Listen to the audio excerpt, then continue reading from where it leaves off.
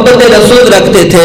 اللہ عز و جل نے قرآن مجید فرقان حمید سورہ فتح کے اندر ارشاد فرمایا انا ارسلناک شاہدا و مبشرا و نذیرا. فرمایا بے شک ہم نے آپ کو گواہ بنا کر, خوشخبری سنانے والا بنا کر اور ڈر سنانے والا بنا کے بھیجا ہے. آگے فرمایا لتؤمنوا باللہ ورسولہ وتعزروہ وتوقروہ وتسبحوہ بکرۃ واصیلا.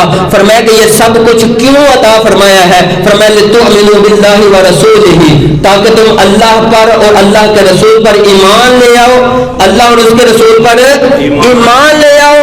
اور ایمان لانا, ملک صاحب ادھر توجہ کریں, فرمایا کہ ایمان لے آؤ, اور فرمایا کہ ایمان بس کافی نہیں ہے, ایمان کافی نہیں ہے. باقی سارے کہنے بس وہی کلمہ ہی پڑھنا ہی ایمان لین دا, بس ہوں تسی آندے میلاد بھی مناؤ, تسی آندے انہاں دے جشن بھی مناؤ, تسی آندے انہاں دے جلوس بھی کڈو, تسی آندے انہاں دی ولادت تے جھنڈے بھی جو ہے وہ اٹھاؤ, تسی آندے انہاں دے نعرے بھی لاندے رہو, تسی آندے انہاں دی نعتاں بھی پڑھدے رہو, بس ایمان لین دے بس بات ختم. نہیں نہیں نہیں نہیں, ایسا ہرگز نہیں ہے کہ بس ایمان لے آؤ, کلمہ طیبہ میں بس پڑھ لیا لا الہ الا اللہ محمد رسول اللہ, سے آگے نہیں جانا.